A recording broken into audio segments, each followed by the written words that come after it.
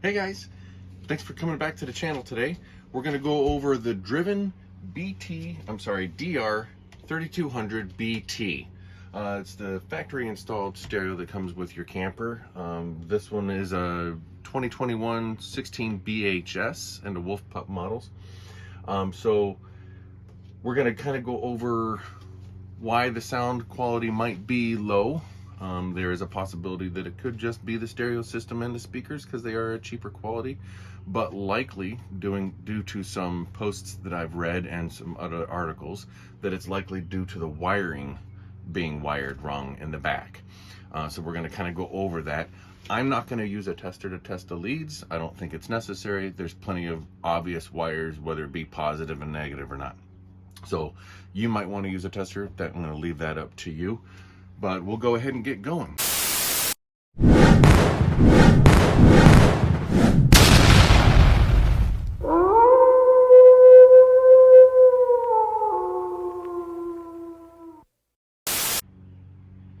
So we're going to start with accessing the panel, right? So obviously all the wires and everything for the stereo are located behind the cabinets here. So we're going to go ahead and open up the cabinet.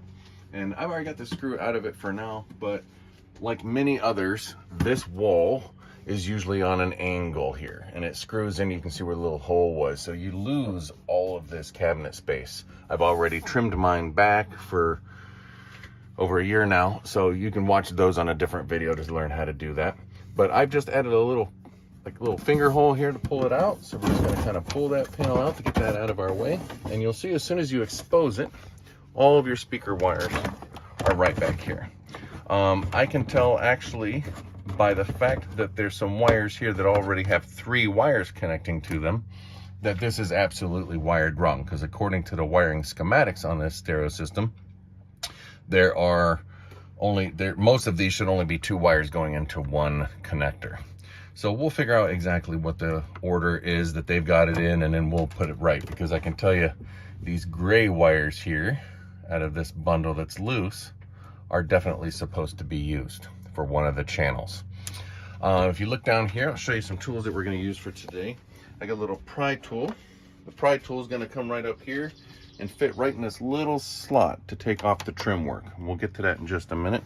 And then of course a screwdriver just to remove the screws, because we're going to actually pull the stereo out from the cabinet to make it easier to do the wiring.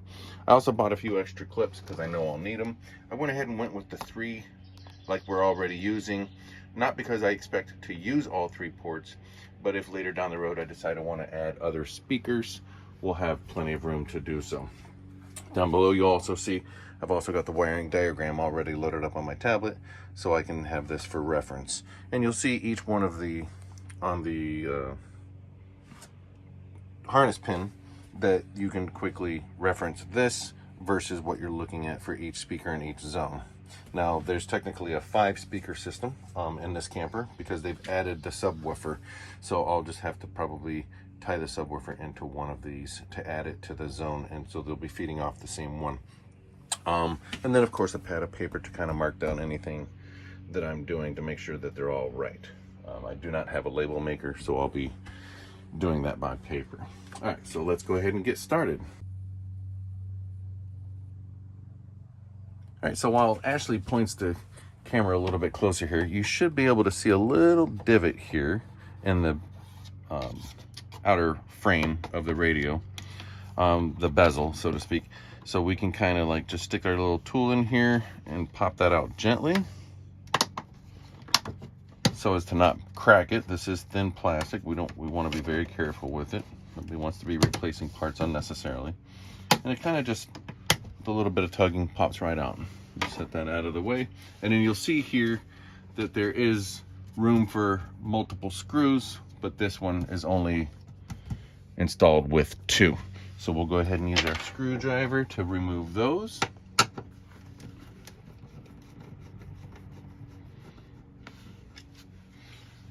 Now right now this camper is running off strictly the solar panel, so you'll see that I've just got the 13.5 volts up here.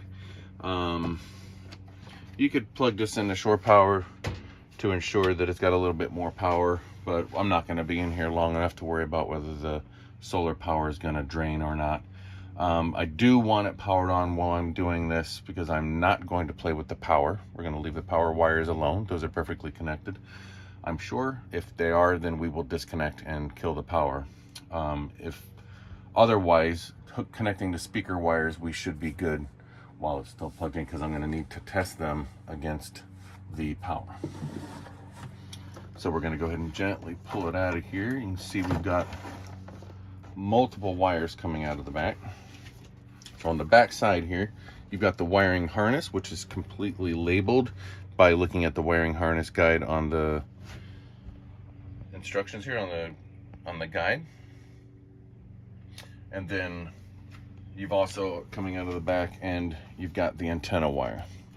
A lot of times I've also read that people said that if you're having any frequency issues or static or whatever, if you're actually trying to pick up local stations, it may be because this is loose. It is just a standard pin. You can just plug it right in. And then of course the finger tight screws here on the other end. This all does feed back over to the antenna that is already installed on the roof.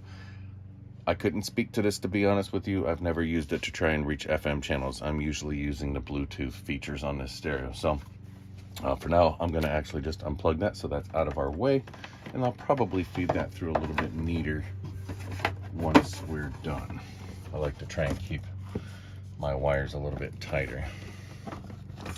Now, what we do see right now coming out of the ceiling is a few different wires, right?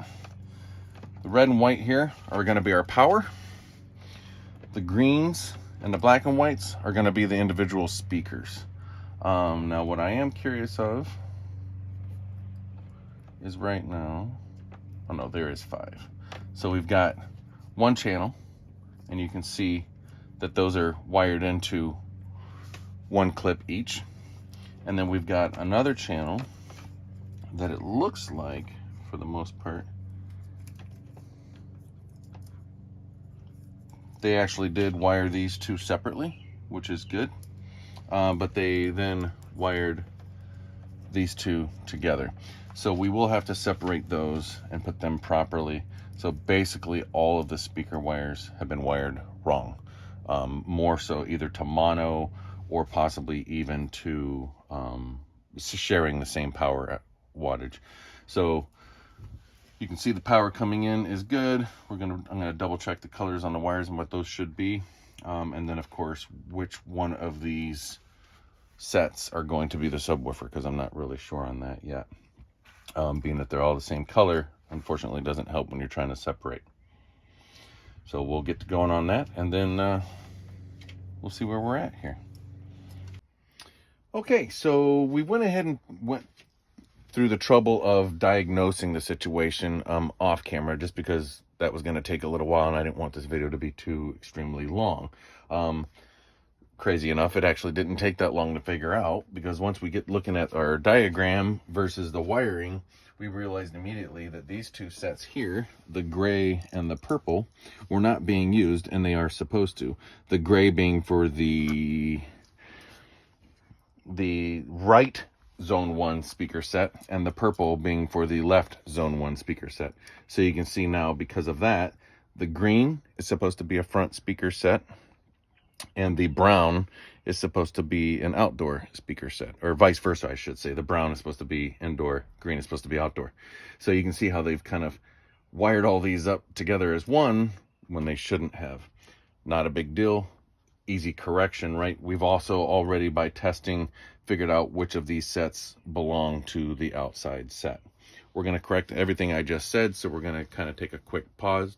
What we've actually already done was done the troubleshooting ahead of time so that you guys didn't have to sit and watch all that. Didn't want the video to be too long. What we've actually determined was that the white and the gray wires, which are supposed to be zone 1, or in my opinion, interior speakers, because those are the same wires that also connect the subwoofer.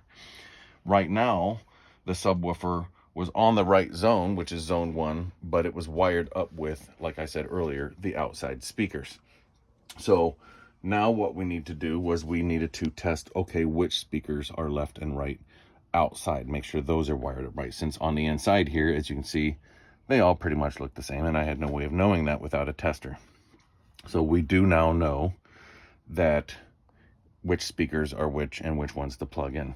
So what we'll do here is I'm going to go ahead and plug in the purples so that I can then disconnect the greens, and then we'll know that the grays and the whites are supposed to be the inside speakers. So we're going to go with this first set, which is the ones that I had plugged in. And we're simply going to make sure that the white wire, that is just white, goes with the solid colored wire. So you'll see here, I don't know if you can get this on camera, that this wire has not only a solid, but also a black line. And this one does not have a black line. So I'm going to simply take the one that does not have a black line and plug the neutral into that. And then we're going to use black to black. That's the easy way to remember it. Just like on a car, when you hook up your battery cables, it's always red to red, black to black. Same goes for here. Then we know for a fact now that these greens, which are supposed to also be zone 2, need to be disconnected, because that's what this other wire harness, or this other set of wires, are going to go to. I'm going to kind of bring them over here so they're nice and clean. And then I'm just going to come over here and disconnect these.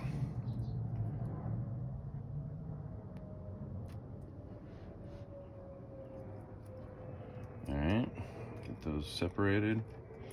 And then we're going to do the same thing for these others. And guys, if you've never used these clips before, they're very simple to use. Not a lot of previous knowledge involved with them. In fact, really no previous knowledge involved with them. They're pretty simple. They're the Wago brand. You can pick these up at Menards. I'll have the link down below. But they're just like little levers. So you can literally just pull up on the lever until it's in the upright position. Make sure that your wire is clean and trimmed. You can see they kind of preset these, and you can just pull the caps right off of them, and then you're ready to go. Simply twist that to make sure you get a good clean push when you're feeding it into the clip or the connector, and then just simply feed it in. These are actually trimmed perfect to the perfect length, so you can see here as it feeds through, when it bottoms out, it's actually exactly where it needs to be. If you were to do this yourself, you may not get it exactly every single time. Maybe you do, maybe you're just that good. But either way, you want to make sure that it's not grabbing the insulation, but it's actually grabbing the wire once you have it pushed in. So I'm going to grab one more. Thought I had one over here already. Thank you, Assistant Ashley. Guys, all the video right now is being taken by my amazing daughter, Ashley. And it just so happens to be Father's Day today, so her and I are working together on this one. And she's going to be actually doing all the editing as well, because she's just that good and better at it than I am. All right, so we've got every wire that we're going to need to be using set and ready. So now all we have to do is put into clips. I know only one wire is going to go into each, so I'm going to close on these that are already wide open. I'm going to close the middles, just for one last thing to do when I get there. And I'll open up the ends on these that aren't. There we go. Okay, so again, we know that gray is an interior speaker. So we just disconnected an interior speaker. Unfortunately, I have not tested those. We'll figure this out in a quick, and we might just do this off camera. But just to show you guys the quick wiring, we're going to take one of the interior speakers, which are the green and whites. And then the wire I have in my first two fingers here is the positive. So I'm going to feed that right in, clip that, and then we're going to feed this in and clip that for the black, because you'll see that's it's not a black and solid color, but it's a white and solid color. So that's similar to the black and solid color scenario. So we know those are now connected. I can come over here to the stereo to test that theory. So this should be zone 1, right? Because it's the interior. And we have sound. That is now the right speaker, and the gray wires are actually supposed to be the right speakers. So with amazing luck and maybe the power of the good Lord, we got that one right on the first try. 50-50 shot and rolled the dice. Maybe I'll play the lottery tonight. But we're going to turn that back off just so we don't have any power going to any of these to keep away from a short. And then since we now know absolutely that this is going to be the left speaker, we're going to go ahead and take our white wires, which are designated on the harness for the right speaker. There's my white and black. So I'm going to take my solid green and black. I'm going to kind of clean that up a little bit there. These wire tips are a little short. Green and white. Sorry, yes, my assistant just corrected me. I was saying the wrong thing here. We're going to go ahead and push that in. It's a thick enough grab, even though it's not very, they're not trimmed very long. I'm going to go with it for now just because I do not have my wire cutters with me right now. I'll probably do this, clean this up a little bit off camera just to make sure, but giving them a good little tug to make sure they're connected and all looks good. Now, knowing that we've now officially got all 3 speakers on the inside wired up, we're going to go ahead and give it a shot. And boom, here we go. I can get the sound from the subwoofer coming out. My left speaker is here. My right speaker is there. I do not have the lights on the speakers at the moment, but I'm assuming that might actually come from the 12 volt, which doesn't come on until I get shore power. So yeah, if you turn this down, you can kind of, yeah, it does not look like we're getting any of the blue light at the moment, but that's okay. Let's try. Yeah, now the T buttons, as you'll see on the stereo here, are actually designed on this stereo system to be the buttons that actually turn the lights on and off on your lit speakers. They do not connect them. As you can see, they're all right here and not one of them is connected.